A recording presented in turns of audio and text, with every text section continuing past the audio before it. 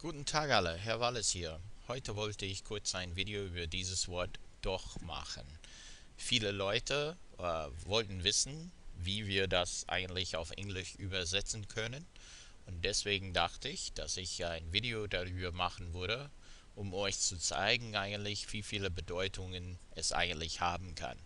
So today we're going to talk about this particle, modal particle, doch, and what it can mean. The first thing I guess you should know is that there is no direct translation for the word doch in English, but rather it can vary its meaning depending upon how it's used in the context. So when you look at trying to determine what doch means in English, it's very important to look at it in each case because it can mean different things depending on how it's used.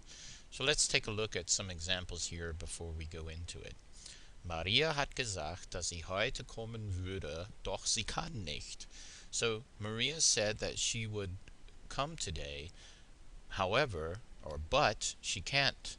So in this sense, doch is fulfilling the role of a coordinating conjunction. Or you might hear, dann ist sie doch noch nach Frankfurt gefahren. In this case, doch is kind of means in English after all. It's like then she after all decided to go to Frankfurt. Another example, versuch's doch mal, which is like just try it. It's almost like just giving this in English when we say just try it. It's just giving that extra little just there. Or es gibt keine richtige Antwort. Doch. Sometimes it can be used as a response that to turn the other one around and to contradict it. So in this case, there is no right answer, and then doch means yes, there is. Okay. In most situations, doch has the effect of turning something back to a positive that was expressed first as a negative. So let's look at some more things. Doch is considered a modal particle, as I mentioned already, and when used as such, it's always unstressed, but it can also be used as an adverb. It is used quite frequently in spoken German. One way that it is commonly used is as a third option to yes or no questions. In such cases, it can most closely be associated with the English expression on the contrary. So let's take a look at some examples. Hast du kein Geld? Doch. It's like, have you no money? And doch is saying, yes, I do. On the contrary. Or, das stimmt nicht. Doch, das stimmt. It's like, on the contrary. Indeed, it is true. Okay?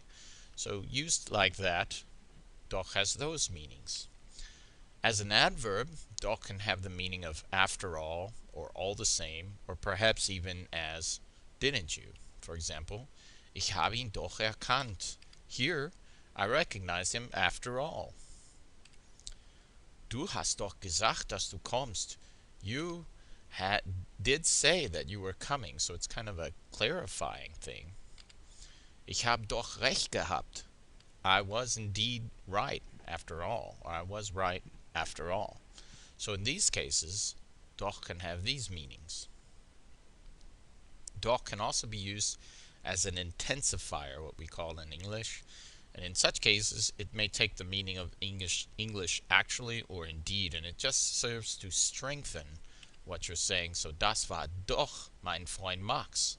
It's like, that was actually my friend Max. Or, das ist doch wichtig. This is indeed or actually very important. Or, er weiß doch, wo ist. He knows indeed where it is. Okay? Doch can also be used to soften a command in German and can make it sound like more of a suggestion or a question in English. This can be softened even more by adding the word bitte. So, for example, gehen Sie doch bitte hinein. It's like, why don't you come and please go inside? Why don't you please go inside? Or, seien Sie doch ruhig. Why don't you please be quiet? And you could add bitte there. Warten Sie doch ein bisschen länger. You know, why don't you wait a little longer? It's more, turns it around, it makes it sound a little bit softer. Doch can also be used with commands to express a sense of urgency or impatience. This is similar to the English expressions for exasperation, like for heaven's sake or for goodness sake. This can be strengthened further by adding the words endlich, or in a negative negative sentence by adding immer. So, for example, freu dich doch. For heaven's sake, be happy. Or mach doch nicht immer so ein langes Gesicht.